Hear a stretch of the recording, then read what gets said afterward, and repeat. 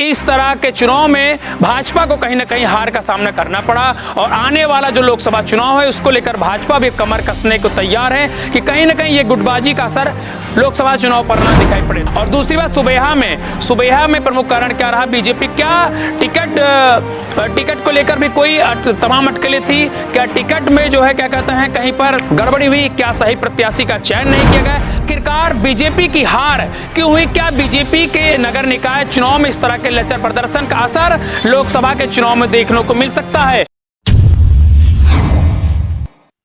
लोकसभा चुनाव में क्या नगर निकाय चुनाव में जो परिणाम आए हैं, जो परिणाम जिस पार्टी के पक्ष पर हैं, क्या इसका असर आपको लोकसभा चुनाव में देखने को मिल सकता है? जी हां, आप देख रहे हैं यूपीटीवी न्यूज, मैं हूं आपका साथी शिव अवस्थी। दरअसल आज मैं बात करने जा रहा हूं नगर निकाय चुनाव के परिणामों को लेकर। तो बता दें कि बाराबंकी जनपद में बीजेपी की अगर बात की तो नगर निकाय चुनाव में काफी बुरा हाल रहा इस पार्टी का। नगर निकाय चुनाव में ज्यादातर बीजेपी को जो है हार मिली है। जिन पर बीजेपी ने अपना दांव लगाया था उनको वो निराश हुए और बीजेपी को हार मिली। इसी को लेकर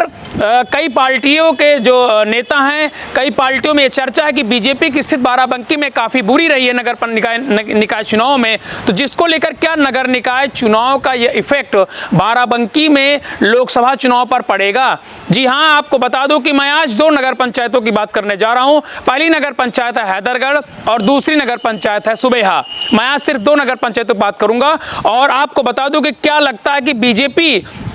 कि जिस तरह से नगर पंचायत में हैदरगढ़ में हार हुई है, क्या लगता है आपको, मतलब मुख्य कारण क्या हो सकता है कि बीजेपी किस लिए यहां पर चुनाव हारी है? वहीं अगर सुबेहा की बात करें तो सुबेहा में बीजेपी को क्यों हार मिली है, इसका मुख्य कारण क्या होगा? आप लोगों से निवेदन है, कल हमारी टीम इस नगर पंचायत हैदरगढ़ में कल बस स्टॉप के पास सुबह तकरीबन 10:30 बजे पहुंचेगी और जिन भी साथियों को अपनी राय देनी है कि आखिरकार बीजेपी की सबसे बड़ी हार की वजह क्या रही नगर पंचायत हैदरगढ़ में, तो वो आके अपनी राय दे सकते हैं। सुबह 10:30 बजे हमारी टीम बस स्टॉप हैदरगढ़ पहुंच जाएगी। अगर बात की जाए सुबेहा को, तो सुबेहा में हमारी टीम दोपहर 3 बजे के बाद मेन तिराहे पर सुबेहा के मेन तिराहे पर हमारी टीम मौजूद रहेगी और वहां पर जो सुबेहा के लोग हैं वो आकर अपनी राय दे सकते हैं कि आखिरकार सुबेहा में भाजपा का हारने का प्रमुख कारण क्या है। सवाल तमाम है, जवाब आपको देना है कि आखिरकार बीजेपी की हार क्यों हुई, क्या बीजेपी के नगर निकाय चुनाव में इस तरह के लचर प्रदर्शन का असर लोकसभा के चुनाव में देखने को मिल सकता है। यह बड़ा सवाल है। कई लोगों ने कहा कि जिस तरह से बीजेपी नगर निकाय चुनाव में हारी है, कहीं ना कहीं गुटबाजी का खास असर देखा जा सकता है, क्योंकि गुटबाजी की वजह से ही कहीं ना कहीं बीजेपी को चुनाव में, नगर निकाय के चुनाव में हार का सामना करना पड़ा। आपको बता दें कि नगर पंचायत हैदरगढ़ में बीजेपी किस लिए हारी, क्या प्रमुख कारण थे,